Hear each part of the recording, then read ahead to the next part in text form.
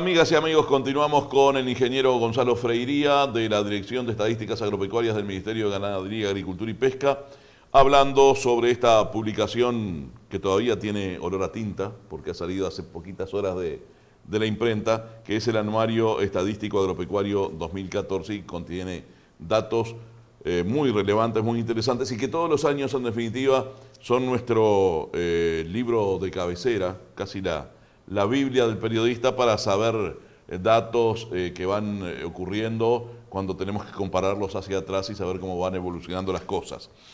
Decíamos antes de la pausa de hablar de la lechería comercial, un sector que ha venido creciendo en los últimos años, que se ha venido tecnificando, lo hablábamos en la pausa, que ha generado una cantidad de tecnología y mejora en la producción, más allá de que yo también lo decía antes de la pausa, este año seguramente va a caer un poquito la remisión de leche a plantas.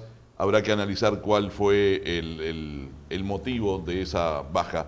Pero en realidad el tambo uruguayo se ha ido desarrollando de manera muy importante y prueba de ello es que es una de las cadenas productivas del país más solvente y más fuerte, ¿no? Sin ningún lugar a dudas, tal vez el mejor ejemplo de la potencia que puede tener un rubro agropecuario que esté bien entramado, que esté bien armado. Bueno, las cifras son muy elocuentes, la lechería nacional sigue aumentando en definitiva su producción, pero no en base a crecer desde el punto de vista cuantitativo, sino cualitativo. No ocupa más campo que antes, no tiene un rodeo más grande que antes y sin embargo la producción continúa creciendo. En el largo plazo es cierto que hemos tenido una reducción en el número de remitentes, por ejemplo. Esa tendencia, conversábamos también en la pausa, se ve no solamente en el Uruguay, se ve en varios países. Hay gráficos del Uruguay que son casi como un calco de gráficos de otros países. Como Concretamente menos tambos que producen más. Menos tambos y que producen más. En alguna medida porque se tienden a ser más grandes, pero también en alguna otra medida también porque son más eficientes tecnológicamente. He hablado con algunos tamberos últimamente, en los últimos meses, y hablábamos de este tema precisamente, con la misma cantidad de campo, la misma cantidad de vacas, se produce más. Muchos de ellos nos decían que sobre todo las grandes sequías de los últimos años fueron una gran enseñanza para el sector tambero, para el sector lechero uruguayo, y que esa enseñanza, sobre todo de alimentación, que en eso se basa la producción lechera, sirvió de base para seguir aplicándola y bueno, y mejorar la producción por vaca, ¿no? Sí, sí, sí, sin duda, ¿no? Más allá de lo genético, el aporte o la expansión de la frontera nutricional creo que es lo que está haciendo la elocuencia de ese crecimiento. Y bueno, allí en esta publicación hay mucha referencia que todos los años nos sigue marcando de que la dinámica del subsector lechero es particularmente fuerte frente a otros subsectores que tienen otros comportamientos. Y en este caso se da prácticamente lo mismo que años anteriores, lo que decía recién, menos campos, menos vacas, más producción. Sí, sí, efectivamente es así. Es lo más trascendente de este capítulo, digamos. El que viene es un capítulo más que interesante, trascendente y apasionante además.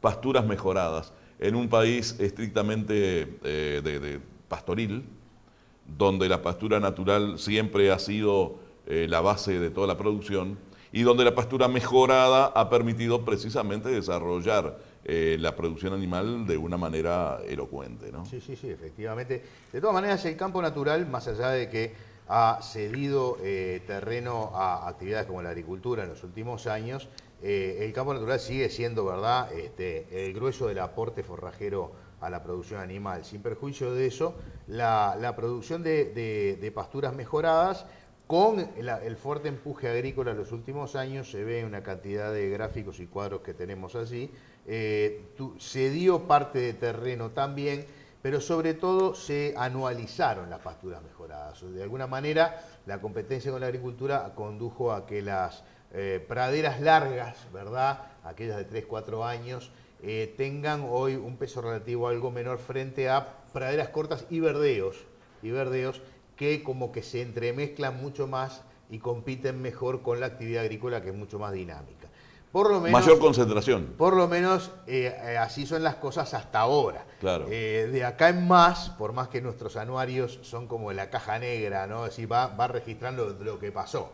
Pero de acá en más, bueno, con los ajustes de valores agrícolas, veremos qué pasa Seguramente en el panorama forrajero, ¿verdad? algunas tierras que hoy son agrícolas volverán al sector ganadero y estos números y estas cifras y porcentajes pueden variar.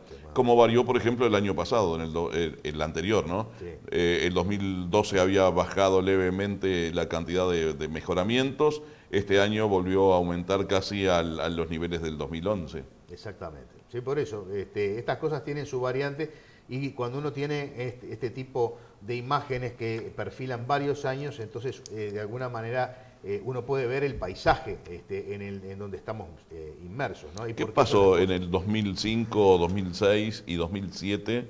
Que aumentó considerablemente la superficie, después volvió a bajar, aumentó un poquito y ahora parece recuperarse muy lentamente. Efectivamente, a comienzos de esta serie, o sea, del 2004 hasta el 2007, teníamos, digamos, un empuje en materia de mejoramientos que luego se frena frente a la competencia que la agricultura fue haciendo sobre las tierras, digamos, de capacidad agrícola. Y eso condujo a esa reducción, más allá de los efectos climáticos, ¿verdad? Por ahí por el camino de esta serie, en el 2008-2009 tenemos una sequía importante, ¿verdad? Más allá de algunas otras coyunturales, pero fundamentalmente fue un efecto de competencia por superficies de tierra que hizo la agricultura frente a los destinos pastoriles, básicamente, que son los lecheros y los de invernada, ¿verdad? Esta nota, si tuviera que cobrarla especialmente, la cobraría más porque me está obligando a esforzarme en entender algunos de los gráficos que está acá, pero bueno, mientras me dé la mente, seguramente vamos a poder interpretar y decirle, por lo menos en palabras, al público de qué se trata todo esto que está incluido en el anuario. En el anuario, claro. El próximo capítulo dice animales de granja, muy en general. Aquí se incluye de cerdos a aves. ¿Qué más?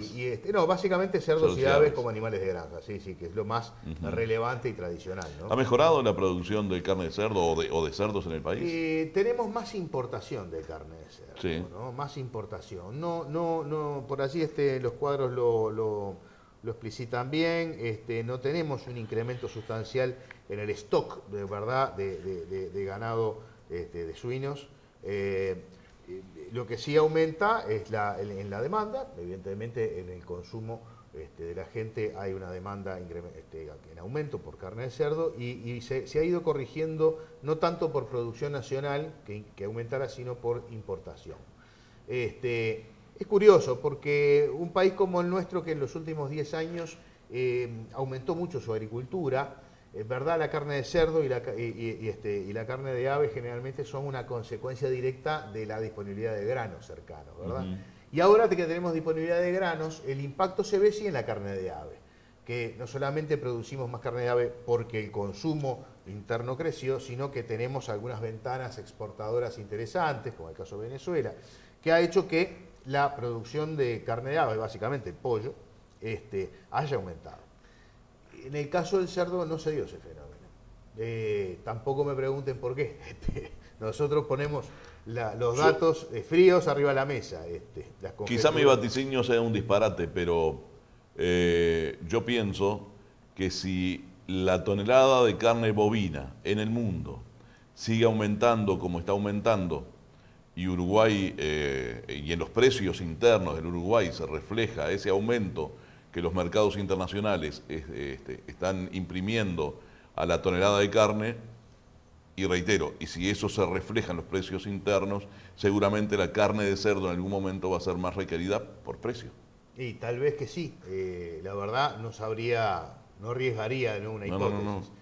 No, tampoco es un vaticinio de que va a ocurrir, pero uno lo ve viendo, lo va viendo todos los días con los valores en la mano, cuando uno mira los precios de los mercados internacionales, hasta dónde va a resistir el mercado interno pagar los precios que se pagan a nivel internacional, porque la misma carne que nosotros comemos es la misma que se exporta, no hay un abasto para el consumo interno y otro para exportación. Quizá sea una buena idea hacerlo. No sé. He escuchado a alguna señora, alguna vecina cuando va a la carnicería que se queja del precio de la carne y yo le he explicado, señora, lo que pasa es que usted está pagando estos precios porque el precio internacional de la carne está firme y es elevado. Y bueno, dice, ¿por qué yo tengo que pagar en mi país donde se produce la carne el mismo valor que pagan en otros países donde no la tienen? Y bueno, eso es un tema de mercado que nosotros no lo vamos a resolver. Sí, sin duda, sin duda. Pero por lo menos así están las cosas y sin embargo el consumo de carnes en general, el consumo no ha bajado, al contrario, y el de carne vacuna prácticamente no ha descendido. Justamente le ganó un poco de espacio en todo el paquete de carnes que se consumen, ganó un poco de espacio las carnes de ave y la carne de cerdo, ¿verdad? Quizá eso responda también a los precios. Yo creo que sí y que además a modificaciones, buenas modificaciones de los hábitos de alimentación, ¿verdad? Incorporar carnes como la de ave, con menos problemas a veces de grasas, o por lo menos para balancear el consumo de las carnes rojas tradicionales, ¿no? Vamos a dejar atrás la producción animal, vamos a entrar en los cultivos cerealeros e industriales, pero después de esta pausa. Ya volvemos.